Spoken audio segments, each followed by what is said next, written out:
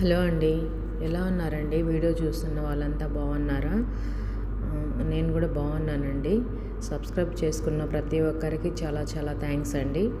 అలాగే చూస్తున్న వారికి కూడా చాలా థ్యాంక్స్ అండి. చూస్తున్న వాళ్ళు కూడా ప్లీజ్ దయచేసి సబ్స్క్రైబ్ చేసుకోండి.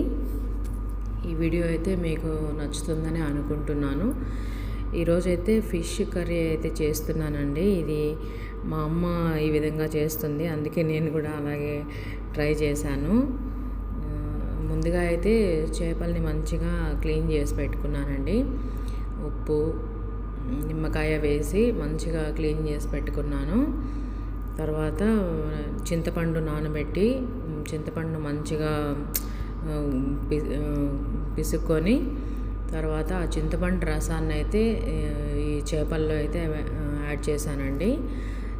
యాడ్ చేసిన తర్వాత పసుపు, ఉప్పు, కారం, ధనియాల పొడి కలిపినానండి. ఇప్పుడైతే వేస్తున్నానండి జీలకర్ర, మెంతులు, ఆవాలను అయితే మంచిగా వేపుకొని అందులోనే తెల్లగడ్డలు కూడా వేసి పేస్ట్ చేసి పెట్టానండి.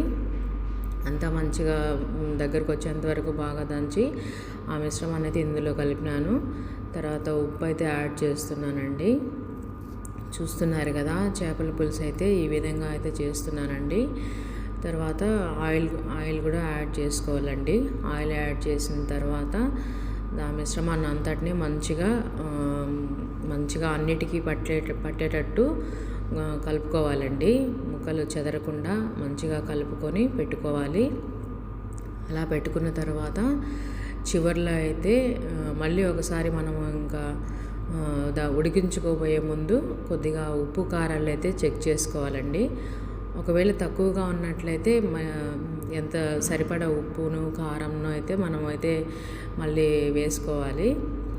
వేసుకున్న తర్వాత మళ్ళీ కొద్దిగా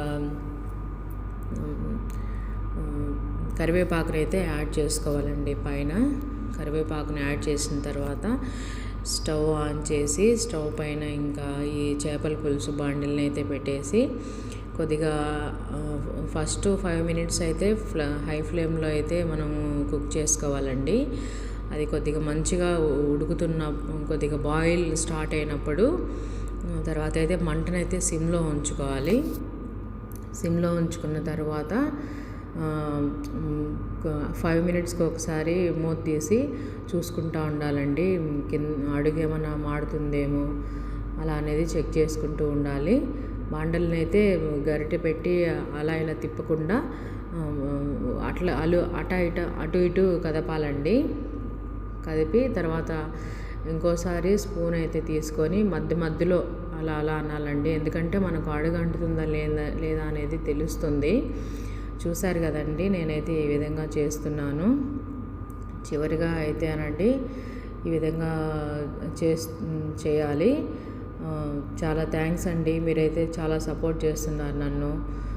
వ్యూస్ కూడా మంచిగా వస్తున్నాయండి. చాలా చాలా థ్యాంక్స్ మీకు ప్రతి ఒక్కరికి చాలా థ్యాంక్స్. ఇంకా కూడా ప్లీజ్ దయచేసి ఇంకా సబ్స్క్రైబ్ చేసుకోండి.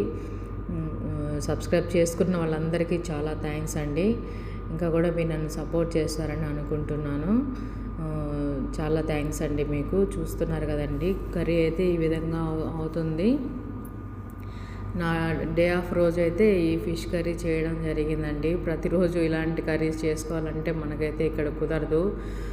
వర్క్ ప్రెషరు, అందులో మనకు చాలా టైం తక్కువ, చాలా రిస్క్గా ఉంటుందండి. అయినా కూడా ఇంకా చేయాల్సి వస్తుంది. చూసారు కదండి, చివర్లో అయితే చేపల పులుసు అయితే ఈ విధంగా రెడీ అయిపోయింది. చూస్తున్నారు కదా, నాకైతే చాలా మంచిగా అనిపించిందండి. కూర మంచిగా కాదు, తినడానికి కూడా చాలా బాగుందండి. నేను కూడా తిన్నాను. సంగటితో ఈ ఫిష్ పులుసు అనేది ట్రై చేశానండి. ఓకేనండి, చాలా థ్యాంక్స్ అండి. మీ అందరికీ కూడా సబ్స్క్రైబ్ చేసుకోండి. ఓకేనండి.